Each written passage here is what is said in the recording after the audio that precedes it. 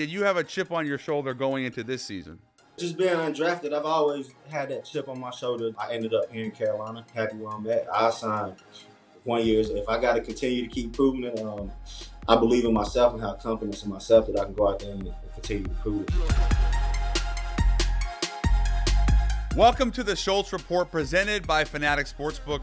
I'm your host, NFL Insider Jordan Schultz. We have reached the final 3 weeks of the NFL season. We're coming off a tumultuous Week 15 that will undoubtedly shake up the future of the NFL for a very long time. Today, we're talking the hottest coaching seats around the NFL, the future of the Colts, and much more. Keyshawn Johnson will be checking in to share his thoughts on what he's seeing around the league, and Rico Dowdle, Carolina Panthers star running back, will be joining us to talk about his journey from going undrafted to making NFL history. Lock in and let's go. Hey everyone, through my partnership with Fanatics Sportsbook, you've heard me talk about fan cash, and the holidays are a great time to take advantage of it. With Fanatics Sportsbook, every bet earns you up to 10% fan cash, win or lose. So even if a pick doesn't hit, you're still building fan cash you can use for holiday shopping at fanatics.com on jerseys, apparel, collectibles, and more. On top of that, they're running pro football rewards all holiday season with rotating offers you can find right in the app. So before you place your bets, make sure you check out Fanatics Sportsbook and see what's available. Fanatics Sportsbook, winning hits different here. Must be 21 plus. Gambling problem? Call 1-800-GAMBLER. Connecticut, call 888-789-7777. Massachusetts, call 800-327-5050. New York, call 877-8-HOPE-NY. Maryland, visit mdgamblinghelp.org. Not available in all states. Terms apply. See the Fanatics Sportsbook app. With 3 weeks left to go in the season and with more than enough tape to go on, several coaches around the league are on the hot seat. I want to start with Raiders head coach Pete Carroll. Now, what's interesting about this situation is that Pete Carroll only signed a 3-year contract. However, the GM John Spytek also in his first year signed a 5-year deal. Now, oftentimes when a head coach and GM come in together, they sign the same contract in terms of years. So you already had this sort of disconnect. And the problem this year with the Raiders, aside from really a lack of talent, is that you have a massive dichotomy, as it's been explained to me from several league executives, and Pete Carroll's philosophy and John Spytek's philosophy. Pete, who's much older, the oldest coach in the league, and has a shorter deal, he wants to win now, whereas Spytek is building toward the future.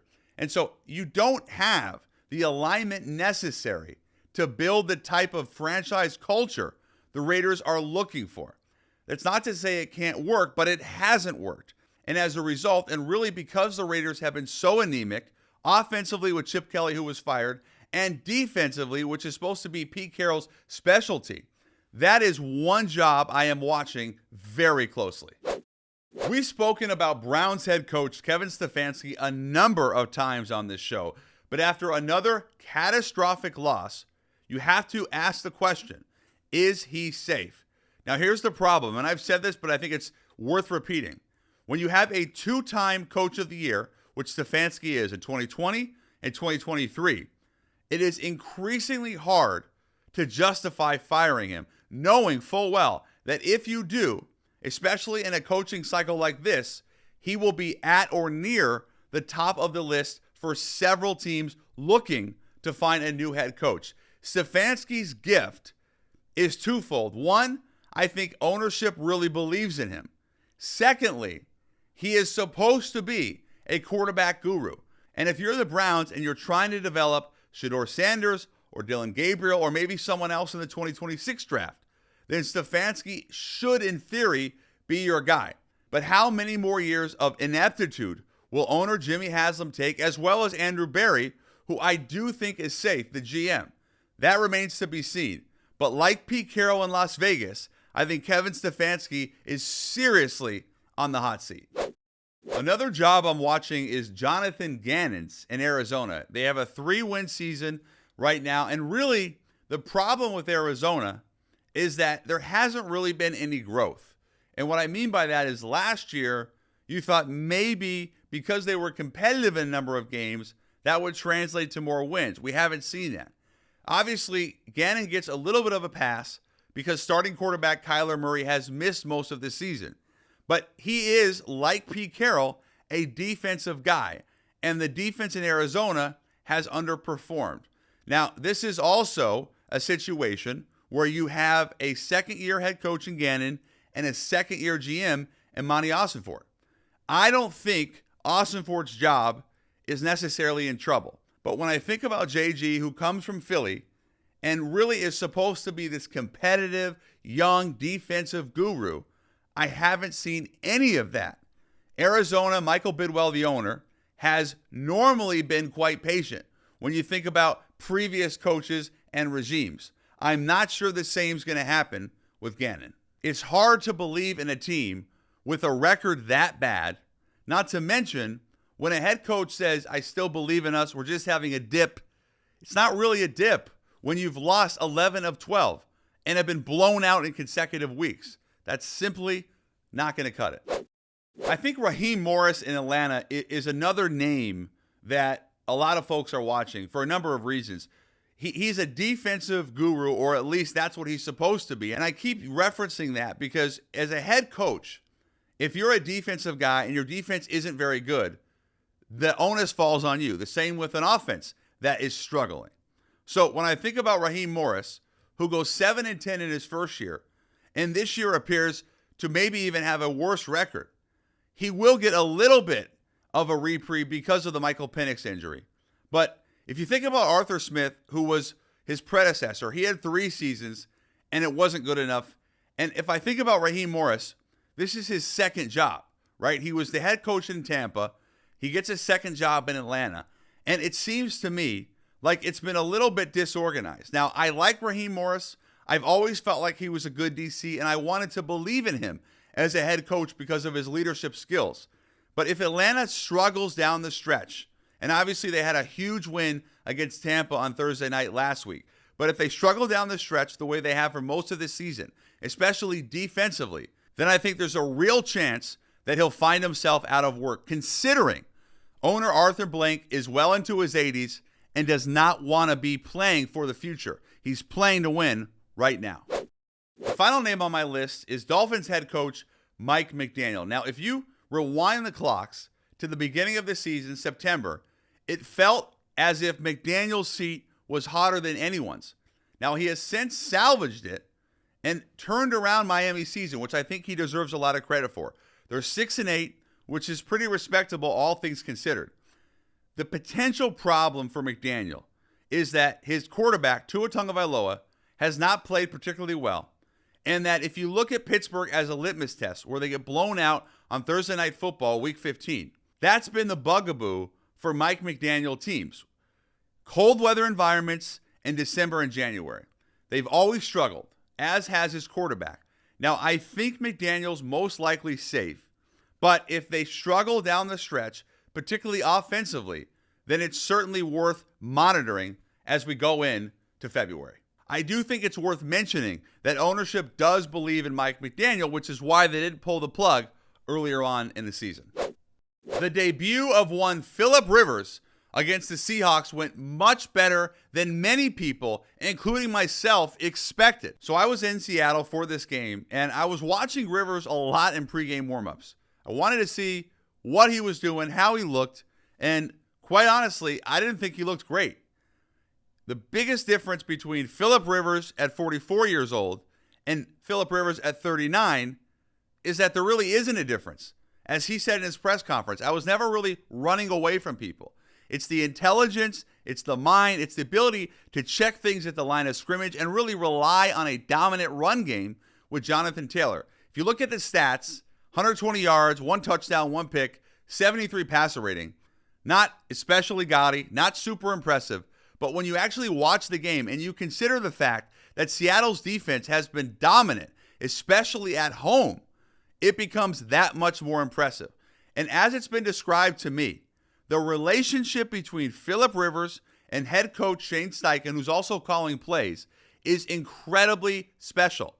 And that tightness is going to potentially propel the Colts to a playoff berth. And I say that knowing you're probably laughing at me right now. But the way this defense got after it makes me believe that they're going to stay in games, because what they did against Seattle was control tempo, control clock. Seattle did not possess the ball very much, and as a result, they never really got going. And if Indianapolis can take that formula these final few weeks of the season, there's absolutely no doubt in my mind they can at least be in the playoff hunt. I give the Colts a ton of credit because it would have been really easy to go out and sign someone that maybe didn't have 5 years off. And a lot of people around the league also really questioned it. But again, they believed in Phillip Rivers. They believed in the system. And I think it really is going to serve them quite well. It's a very tough road. Let me be clear. Very tough road ahead these final few weeks for Indianapolis. But considering where they were just a week ago following the Daniel Jones injury, the fact that at least I believe they have a legitimate chance, the Colts, to make the playoffs is pretty impressive. The Jacksonville Jaguars are 10-4, and they've averaged almost 33 points per game since coming out of their bye in Week 9. In fact, in 4 of the last 5 games, quarterback Trevor Lawrence has sat in the fourth quarter because their lead has been so big. Lawrence had 6 touchdowns, 6 against the Jets, which destroyed my fantasy playoffs. But by the way, congrats, because this is the effect of Liam Cohen. This is the type of quarterback guru that you thought you had when you brought him in, and it's coming to fruition. Trevor Lawrence has never been this consistent. The Jags have never been this electric. The fact that they've been doing this in year 1 of a new regime, and they went out and got Jacoby Myers at the deadline. He's been unbelievable for them, by the way. The wide receiver from the Raiders. That tells me that the GM and head coach, James Gladstone and Liam Cohen, are lockstep, and it tells me that at 10-4, the Jaguars are a legitimate threat in the AFC playoffs. I also think we'll learn a lot about Trevor Lawrence and the Jags when they travel to Denver this week. 2 of the hottest teams really in all football. And then Denver's defense, which is dominant, against the Jags offense, which is also dominant. 2 elite teams facing off. Last week, we spoke about the Chargers, specifically their defense, and second-year DC Jesse Minter. He has done a masterful job with this defense. When you consider the fact they're top 3 in a number of categories, including total yards per game and passing yards per game. The reason that's so significant is if you go back to Brandon Staley defenses, they really struggled against the pass. They really struggled in their secondary and generating pass rush. Minter's defenses have flipped the script. And as a result, the Chargers, who are down 2 big-time offensive linemen in Rashawn Slater and Joe Alt, don't have to put so much of the onus on Justin Herbert and the offense. So to me, when I think about the big picture for the Chargers, who are 10-4, by the way, I think you have to give a tremendous amount of credit to Jim Harbaugh, who really has changed the entire culture, not only of the team, but of the building of the organization. And then Jesse Minter, who he brought with him from Michigan, has been sensational. And he will absolutely be one of the top head coaching candidates this cycle. I think we'll learn a lot, and I'm actually quite confident and bullish in the Bolts defense because they play one of the premier offenses in the league in the Dallas Cowboys Week 16. Let's bring on the LA legend himself, Mr. Keyshawn Johnson. I want to start with the biggest story to me in the NFL, Phillip Rivers. He's almost as old as you. And he came in, and, he actually played pretty well for the Colts against the Seahawks in Seattle. Gave him a chance to win. In professional sports media, or anything for that matter, media, politics, whatever, we can certainly shape a narrative and make you look a certain way. We really can, Jordan. Let's stop it. Okay, yeah. He threw for, 120 yards, 1 TD, 1 pick, 73 passer rating. Hey, yes. It was good enough to win a game. It was good enough to win a game. It was good enough to win because McDonald was Ronald McDonald in that game. Okay? You're supposed to heat his up at every moment you get. You're supposed to make him beat you. He ain't going nowhere. He couldn't throw beyond 15 yards. All he's going to throw is check down screens, and they're going to run the ball as much as they can.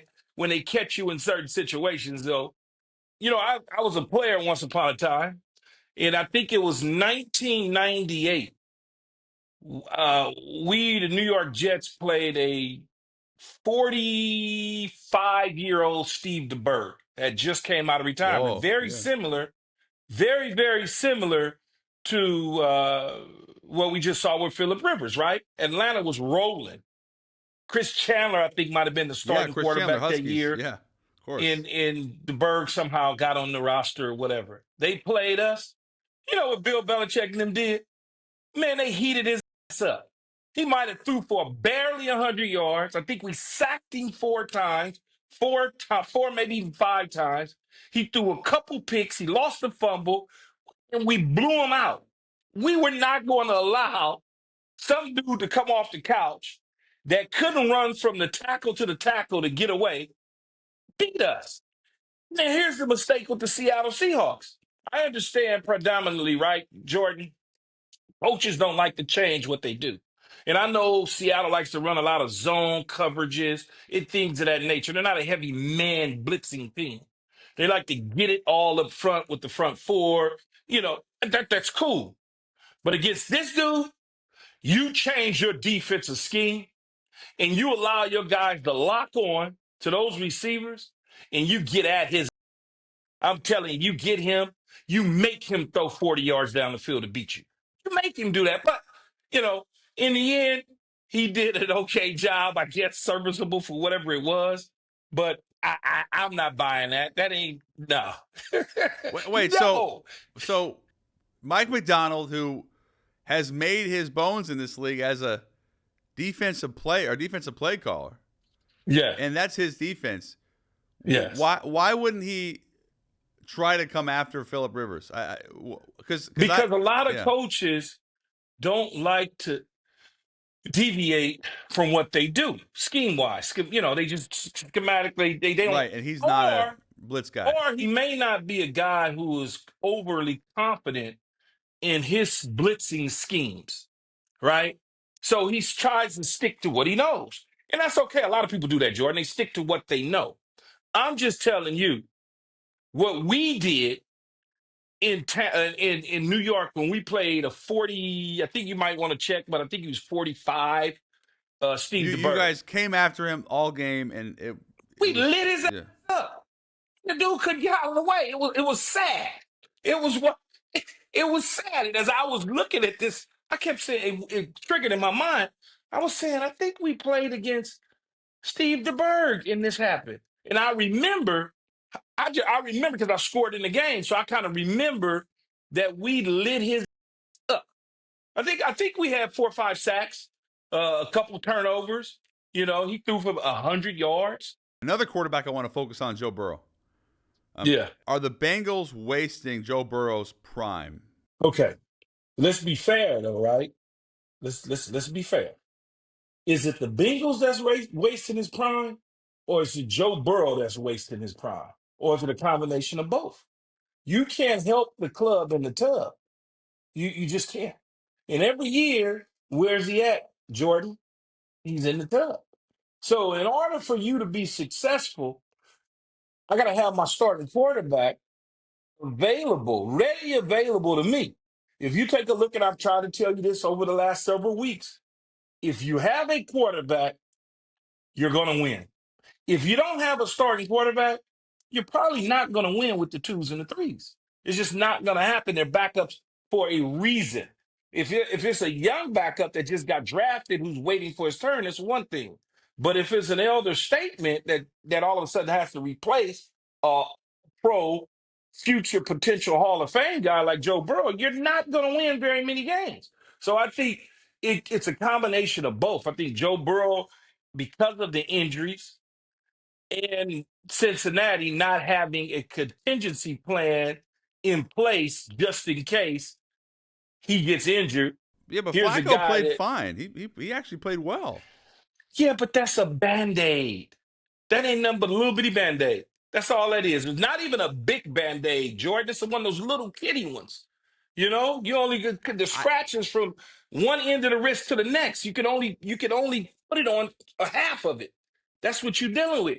when you have contingency plans, here's and you're smart, hell, you went to college. Contingency plan. You're supposed to go get a guy to sit behind Joe Burrow that has about 60 to 65% of Joe Burrow's abilities. So now, guess what? We never have to change. If something happens to Joe, which we know every single year something happens, he's going to miss some games. We got a guy that we slide in there that is on autopilot that continues to give us 2-3 games. What did the San Francisco 49ers do? They went out and got Mac Jones because they say, okay, Purdy's been injured a couple of times, but we need a guy that can give us 3, 4, maybe 5 games, and we don't have to change anything at all. And that's what they did. So guess what? They're right there in the thick of things in the NFC again. He also said to me, when I think about it, he had some really telling comments where from the outside, if you're a fan, you can't help but wonder. And Draymond actually said this to me last night. What the hell does Draymond know about football? Stick to trying to help the Dubs win some damn games, Draymond. Hey, I agree right? on the helping the Dubs, but he does know the psyche of an athlete because of what he's experienced. I'm just teasing. And yeah, he'll light your up if I'll take DG. Man, I'll punch Draymond. If you guys are in the ring, I'm taking DG over Key 10 out of 10. He will light you up like the 4th of July. Me, but don't rule me out. He's bigger than me. He is huge. He's bigger than me. He's huge. That's why I said I'm gonna hit him in the stomach because I'm stomach height with him. You don't want to punch up. You want to punch, and so you hit him in the stomach. Yeah, that's an interesting. Yeah. But what did he say to you, Jordan? He said that he wouldn't be surprised at all if Joe Burrow was done after the season. I thought that was crazy. In his career? Yes. What is this for him? 6, 5? Yeah, I mean, but first of all, he'd be walking away from a ton of money. And I'm not even talking about the economics. I'm just saying, is this his 5th or 6th year? This would be year 6. This is year 6. Okay, if you told me that he was Andrew Luck, they're both 29. Luck was 29 when he retired, and Burrow's 29. Yeah, but I mean, Luck was getting the kicked out of him though. More so, but there are some similarities. Yeah, but the injuries that Joe Burrow has is weird ones, right? Oh, his knee is twisted. He had wrist. He has a finger. He had knee. He has an elbow. He has a shoulder. It's not as Andrew Luck's was. Andrew Luck's was, oh my God, they're gonna kill that guy out there. So I don't know. If anything, like I said to you a couple of weeks ago, I wouldn't be shocked if he walked in there and said, you know what, man, y'all need to deal me to another team. But even with that being said, we have to be mindful that the first question you asked me, if they was doing him a disservice, and I had to tell you, I think it's both sides. You can't help the club in the tub, man. I know we like Joe Burrow. He wears the mink coats. He's got Cartier glasses. He's got swag, but let's keep it a buck. You can't help us if you hurt, dog. And then come back with 4 games, 5 games to go, think you get ready to save the season when we already, 3, 4, 5 games behind the sticks. To me, that segues nicely into what I think is a really important, increasingly important conversation in pro sports, especially the NFL, which is not for long. It is the mental health, the ups and downs of playing in this league, the physical and psychological toll it takes on someone. And I know you can speak to that because you had a very long, very successful career, but you also took a shitload of hits. Yeah, I did, but I didn't take them. I dished them out more so, but I understand what you're saying. It's grueling. It is, like you said, psychologically, there's something there that at times, whether it's the coaching, the being bored, missing family, missing home, trying to win, the stress, the pressure, the amount of money that they pay you to be successful. No, it is. It is it's a tough situation. It's not for everybody. I remember Bill Parcells telling me one time, so that's how Bill talks. He goes, this game isn't for everybody. Some of these guys, Key, they're going to start falling like flies here soon because they don't want it. And that's true. Mentally, it wears on you. One of the things for me caused me for early retirement is because I got bored. I got bored. It wore on me dealing with coaches over the years. It was draining. It was people involved in the operations that probably shouldn't be involved, don't know what the hell they're doing, getting involved in things. It just was a lot. So it was kind of like, man, I'd rather go deal with TV executives that don't know. So to that point, Key, when Joe Burrow says he's not really having fun right now, what does Yeah. he mean by that? Is he referencing maybe some of what you're talking about? Oh, he's totally referencing everything I'm saying. It's not fun. I'm always hurt. We're losing. I don't really, as much as I believe in my coach publicly, I don't necessarily believe in him behind closed doors. But I ain't gonna say that publicly because I don't want to look like the bad guy. There's no fun in it. All of those sort of things. They paid me a ton of money. It's a lot of pressure on me. I could try to play cool if I choose to, but do I come back next year and I start off 1-3? All of those sort of things is problematic to the mental health side of professional sports. So what I did as a player was when the season was over, I got away. I literally got away. And I would take a month, maybe 6 weeks off before I even get back. And I'm talking a month to 6 weeks. And then once the Pro Bowl's over, I may take a month to 6 weeks off and No training? remove myself from the environment.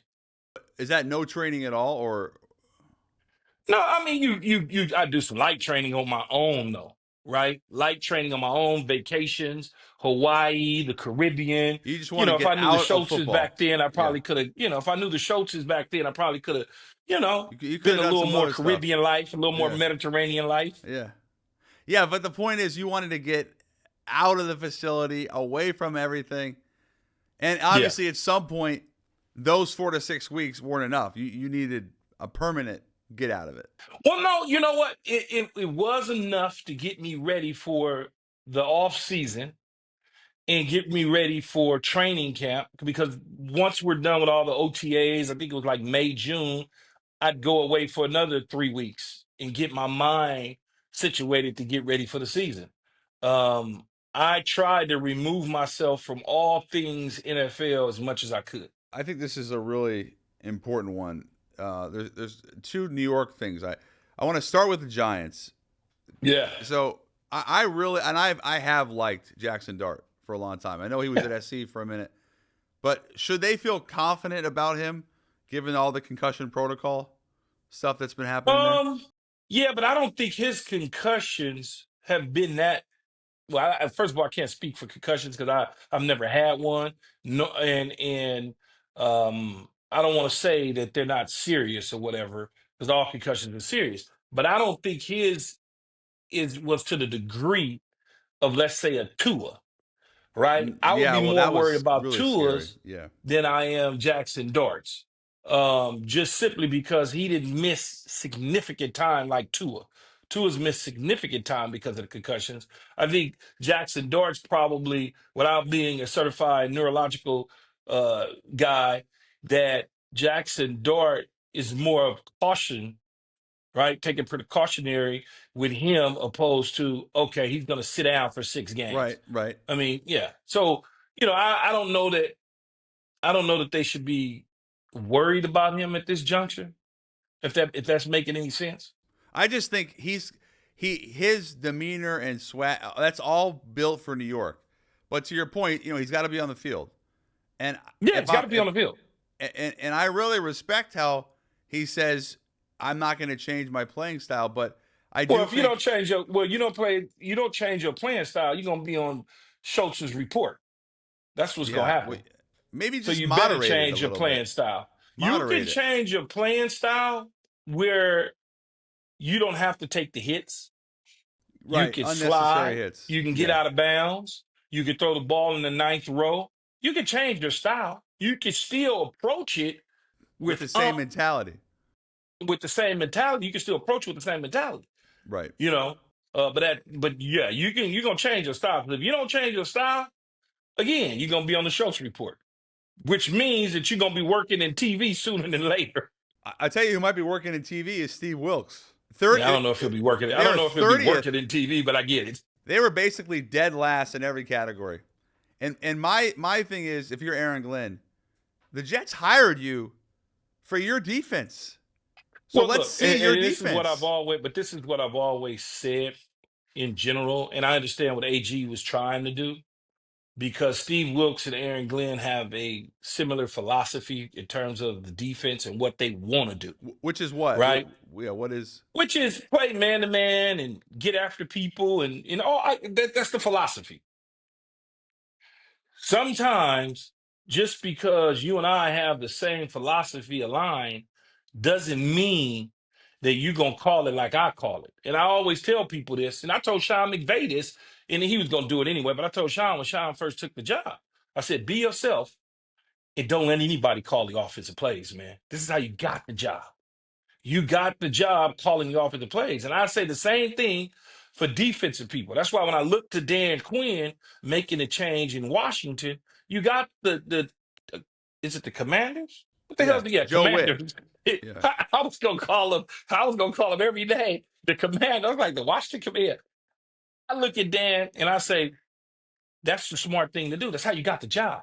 Sean Payton got the job in New Orleans because he called the plays in Dallas. That's how you got the job. Don't surrender what got you the job, to somebody else. If I'm going down because of me. Kyle Shanahan ain't letting nobody call no plays. I understand there's titles. You can have a title, but you ain't calling the plays. Because if I'm getting fired, it's going to be because of me, not because of you. Right. And that's... And every coach that got a job that's an offensive or defensive coordinator, so to speak, they typically stay calling the plays. They typically do.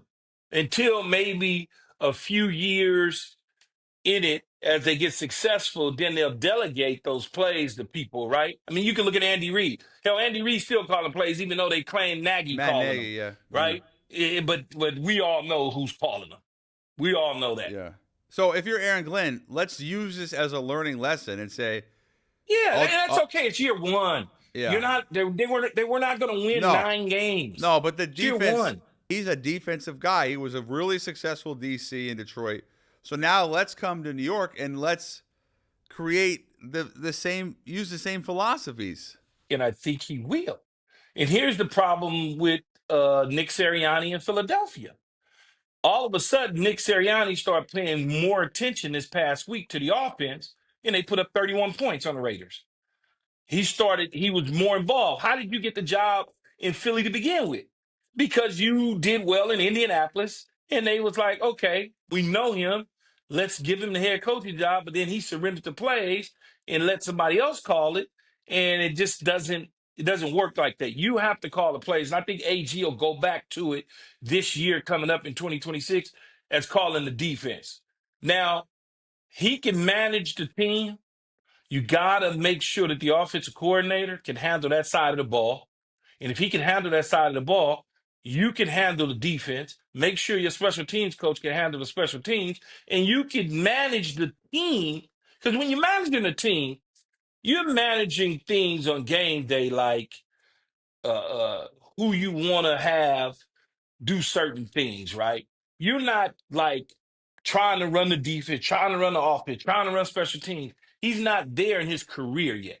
This isn't Bill Belichick. This isn't Bill Parcells. This is not Tony Dungy. You're not those guys, right? You're not at that level yet as a head coach. So you want to kind of have people around you that you can delegate to in those responsibilities and feel comfortable with them doing it. We spoke a lot about your Thanksgiving spread, Key. I'm curious, in the Johnson household, what's the Christmas spread looking like? We're going to go to dinner on Christmas Eve, right? We go to dinner on Christmas Eve. Interesting, a little audible action there. We're going to go. Yeah. I write, we'll go Z dinner. Zipper, We'll go Spider dinner 2, on Y Christmas banana. Eve, and then we get together at a friend's Spider house. 2, why banana? Oh God, stop.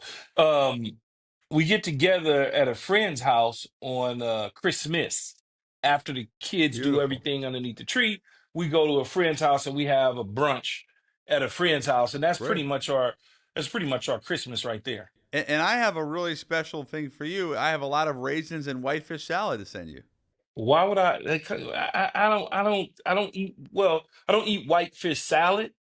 It's first of all, it's a I mean, Jewish I get it. delicacy. Second of No, all, I get it. I get it. It's a Jewish thing. yeah, I don't eat white fish salad. You didn't say white fish. You said a salad. I'm like, I'm sending it I to don't. your ass on Christmas. Yeah, you'll probably send me a fruitcake too through U.S. mail. Have you ever had a fruitcake? I mean, no, it sounds lovely. It's probably the worst cake on earth. Literally, Wow, it's the worst. It's like I'm tremendous trying to insight. think what's. I'm trying to think what's in it. It's like prunes and berries, Oh, and there may be it's like you know what it some sounds either like? It sounds walnuts like or something we'd pecans. have for Hanukkah. It's the worst. We used to get it every single year growing up. People would send it to us, and then we would look at it and be like, "Are you serious?" No, we want pound cake. We want 7-Up I cake. love, We want yeah. socket to me cake. We want red velvet cake. We don't want fruit cake. That's got to be. I bet you if you did a Google poll or something, fruit cake's got to be the worst cake in the history of mankind. The raisins are for the potato or whitefish salad. I'm not eating raisins in my potato salad. Keyshawn, you got to open up your palate. No. We don't do it like that, doggy. That ain't See, what we do. I'm sorry, man. you know, my people I don't love you make to good death. food, but we make great I love. bagels and we make great whitefish salad. We're good at breakfast, lox. That's what we do. I'm not saying y'all don't. I'm not saying that the Jewish community don't make great food. I'm just telling you, I'm not eating raisins in my potato salad. That's just not gonna happen. Not gonna happen. If I came to the Schultz's and I saw raisins in a potato salad, I'm gonna pass right over it. You're just gonna move the plate. I would say no. You're gonna I would swipe probably make up left. an excuse and say, "Oh, I'm allergic to mayo. I don't really Right. eat potatoes. It's Very, too very much." respectful, but right. Okay. I would All right, weasel buddy. my way out of it. Yeah. Well, I wish you a wonderful holiday, you and your family. Thank you. And Thank you. it's been such a treat having you on in 2025, and look forward to much more in 2026. Yeah, no, I appreciate it. Schultz has been great. This has been a bit of an eye opener working with Jordan Schultz every single week. I bet a big one. All right, man. Happy holidays to you and Mr. Howard Schultz. Happy Hanukkah to me. Is that what I say? Happy Hanukkah? There's another Happy word for Hanukkah. it, right? You got 8 days to say it. You might as well say it once. No, I'm saying it's what's the other word other than Hanukkah? It's something else. No, Hanukkah. That's it. Is it? If it's a new year, you'd say Shana Tova. That's that. Yes, maybe that's what I was thinking. Okay. Yeah, maybe Well, that's we're what I not was around the high holidays anymore, so you don't have to worry about that. thinking. Let's welcome to the show a star running back who's on the verge of making NFL history. Carolina Panthers running back Rico Dowdle. Rico, you have a really special opportunity to become the first running back in NFC history to go undrafted and have back-to-back 1,000-yard seasons. What does that mean to you? It felt good. I think somebody told me about it in the locker room. JT told me about it in the locker room that he had seen it, and definitely, it definitely felt good to be able to accomplish something like that. But got to give all the credit to those guys up front who helped me do it and the team. So yeah. Well, one of the things that struck me was, and I think it's been striking throughout the whole league now, but you have a very aggressive downhill style, but you've also really become a terrific pass catcher. I know you've worked on all your pass protection. What inspired you to, and how did you become more complete as a back? Just continuing to work. I think I've always, since college, just always considered myself a guy's a every down back. So, I mean, the more you can do, the more you can stay on the field. That's always been my mindset. And so I just, whatever, no matter if it was catching, pass protection, just always trying to work on those things to make sure I'm at running back, just being a running back, running the ball. I've been doing that my whole life, so that just comes with it. But look, just working on pass catching and pass protection, making sure I'm staying top tier and those things like that, and it just allows you to stay on the field more. So I've always harped on just being excellent and trying to be excellent in all that. When you think back to your journey, Rico, undrafted, some injuries, what point did you say, I know I belong? Honestly, for me, it was probably my first year when I came in, and I had to make the team. I came in, we didn't have a training camp, no OTAs or things like that. And like you said, undrafted. When you're undrafted in the league, just make the path a little bit. You got to wait your turn, sort of say, like that. But yeah, I made the team all my years. So I say when I first came in, just having to work and make the team and show. And like I said, they told me I belong too as well. So I felt like I belong ever since then. If I could rewind the clocks back and say, Rico, you're going to be a day 1, day 2 pick, or have the journey you've taken, which is the journey less traveled as an undrafted free agent, would you change anything, or would you keep it the same? I keep it the same, honestly. Being drafted is one of those, that's everybody's dream and like that. But everything's worked out, and everything I've been through, and it's all led me to where I am today. And I'm very happy with where I am and what I've been able to accomplish. So I wouldn't really change a thing, honestly. Running back, to me, and I say this a lot, Rico, it's one of the most physically demanding positions, not just in football, but in all of professional sports. So what I'm wondering is, how do you keep your body fresh? What goes into it? How much goes into it so that you're able to perform on Sundays? A lot goes into it, to be honest, but I kind of take it week by week. You can't just, you got some weeks, some hurting worse than others, so you got to take care of that. But I'd say the main thing is just taking care of your body. I think nutrition plays a huge role into that as well. We got good nutrition here at the Panthers. They help me with that. And like the main thing is just taking care of your bodies and not letting things linger. And also, when nothing is hurting, going in there and still taking care of your body and doing things like that. But a lot of cold tub, massages, and soft tissue work and things, stretching and all that stuff plays into it. So just taking care of your body and finding that routine that gets you to that next week. Next lane. The nutrition element, what would be an example of how you've improved or changed your nutrition since coming into the league? I don't eat pork no more. I'm probably like 2 going on 3 years and no pork. I did stop eating red meat, but I started back just this year. So I say that was my main 2 things I say that I noticed the differences. No pork, no red meat, just straight seafood, chicken, and turkey. That was one of the things that I had changed as far as nutrition-wise. No soda, stop drinking sodas. I used to drink a lot of sodas and eat a lot of junk food as well, too. So, yeah, definitely that as well, too. So no soda? No soda. No soda. And what's the difference without pork? Is it energy? I think it just overall body feeling, like my joints and my, I think the red meat, like inflammation and things like that. But, yeah, I definitely... I started feeling well, and I started it 2 years ago, and that's when I first started playing on offense. So and my body felt different. I haven't had no injuries since, no major, knock on wood. It's worked well for me, so got to stick with it. Rico, you had a really dope viral moment earlier in the season with your 2-pump Key and Peele touchdown celebration. What inspired that, and then how did you turn that into a really special charitable effort? Yeah, so it was with a foster home place down here in Carolina. But yeah, we had watched the skit in the team meeting room probably about like a week or 2 before I did the celebration. So that week going and leading into that game, I'm like, if I get in the end zone, we're gonna do this thing right here. Actually, before that play, I told him like we're gonna do the 2 pumps right here before I do it. So got it from that, just watching it, and then, like I said, yeah, just getting with my agency and things like that. I had tweeted out because I didn't know if I was going to get fined or not, so I tweeted out once I got the fine that I just got fined by the start of GoFundMe. It was a joke at first, but then GoFundMe actually reached out to my agency and was like, we can do something with this, Let's partner with the nonprofit, one of those organizations, gave me 2 options, and we end up, I think it was National Adoption Month, the month I did it, so we ended up going with that one, the foster home, and that's how it all came about. So yeah, definitely worked out for a greater cause, for sure. What was some of the reaction you got from the celebration. Did other players around the league reach out to you?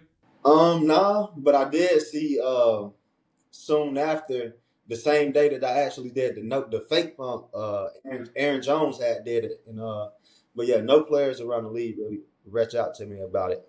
What about teammates? What'd they say? They was with me then, didn't think we was supposed to get a flag, and once I got fined, I told the people I got fined, they was just like, oh, like no way, but yeah, just all really funny stuff for real. This was a joke about it.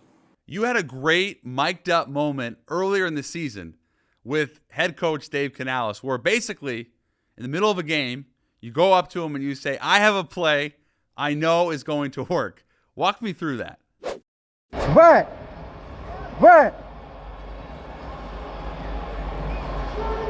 we get the first. Here we go. That's there, I promise. Coach, we get the. And I get down. We got a timeout, yeah. If they're playing back, Yeah. if they're still mucking up, I don't like it. Bet.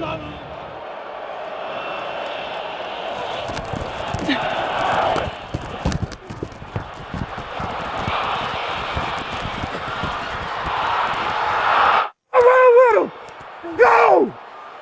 Go! Let's go! I told you! That was probably the Miami game. The Miami game, right. I didn't score. I ended up, Minka ended up getting me at the end, but it was the toss play that I was calling for.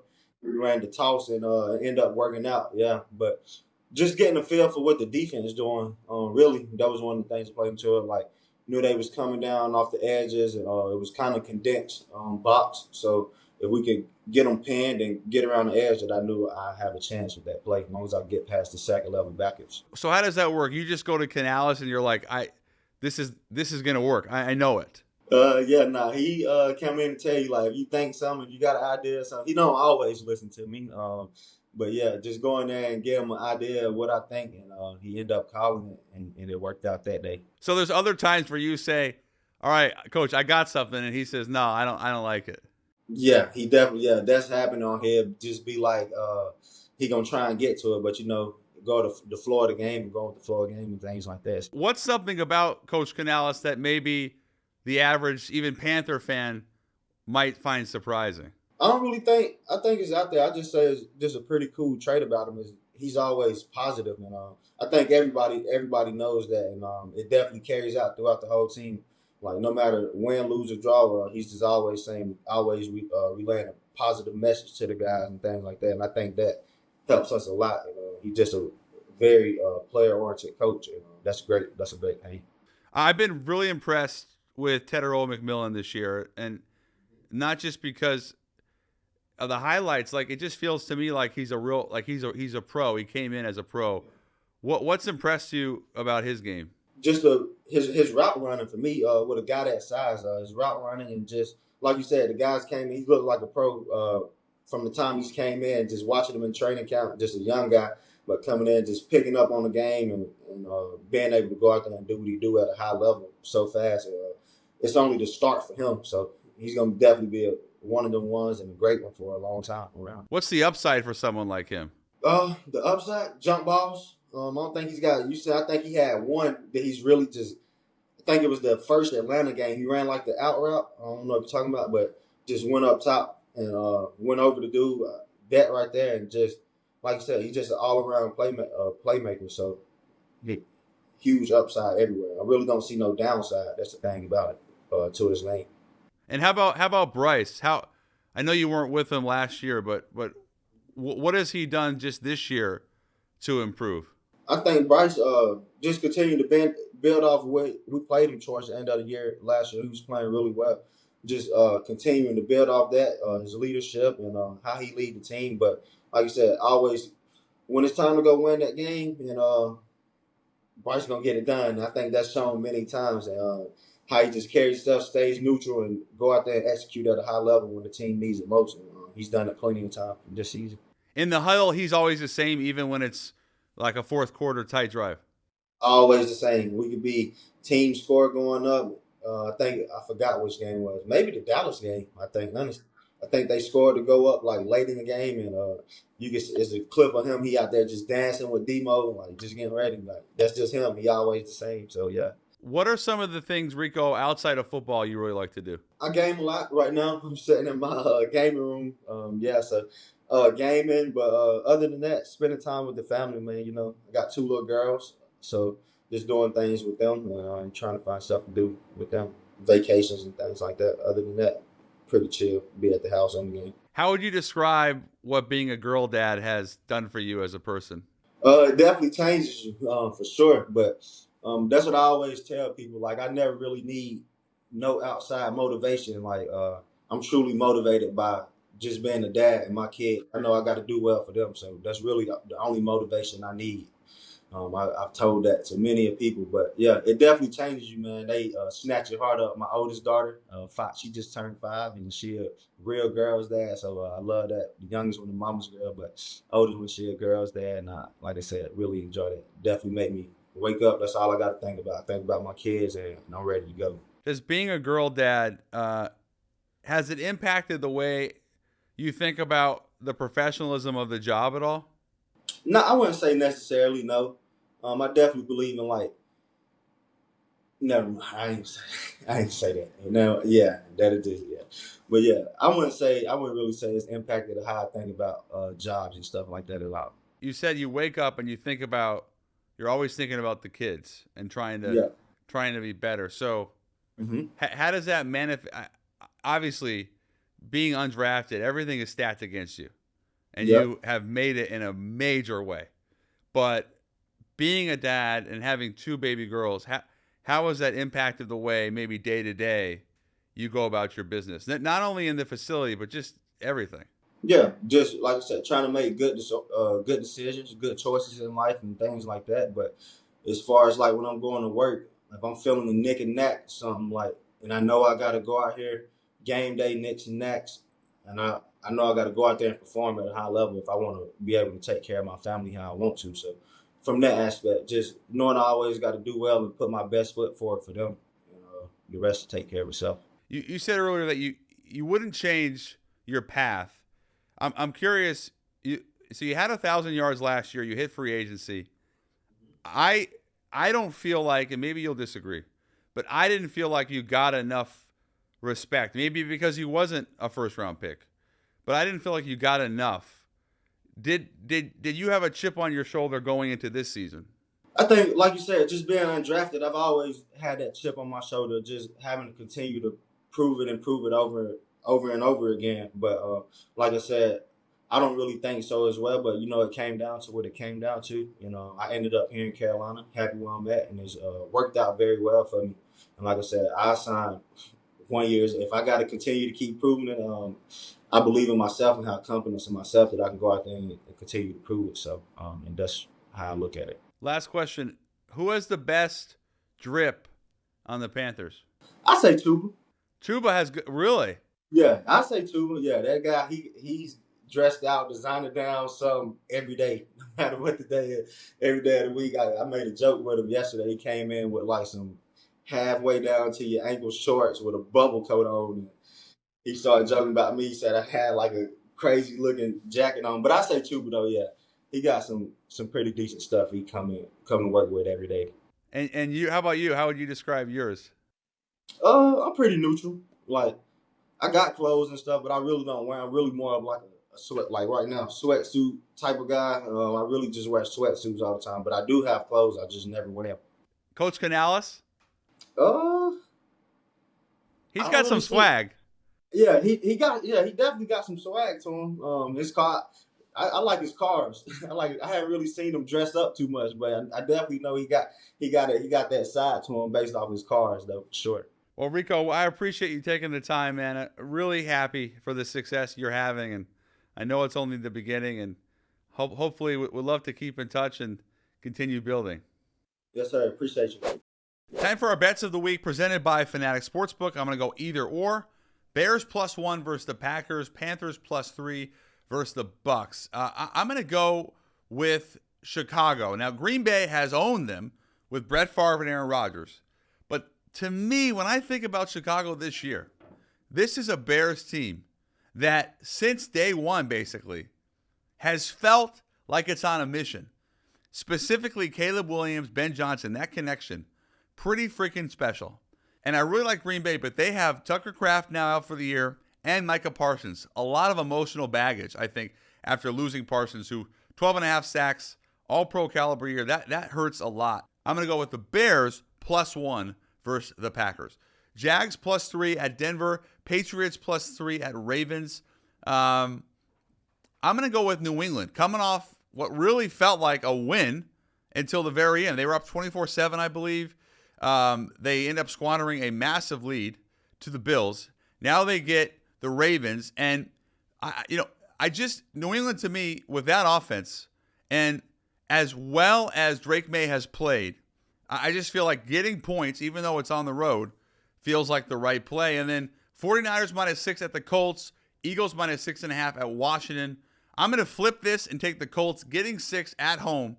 I was in Seattle for what I thought might be an Indy upset until the very end when they ended up losing, thanks to Jason Myers' right foot. But the Colts, to me, they're playing for their playoff lives. And Phillip Rivers, he was so impressive, not, again, because of the stats. 120 yards, 1 touchdown, 1 pick, 73 passer rating. It was because of the way they were able to manage the game, control the clock, getting 6 at home, and what's really a must-win feels like the play. Give me the Colts in Indy. And that's it for this week's episode of the Schultz Report. Thank you to Keyshawn Johnson and Rico Dowdle, and thank you for tuning in as well. Happy holidays, and we'll see you next week.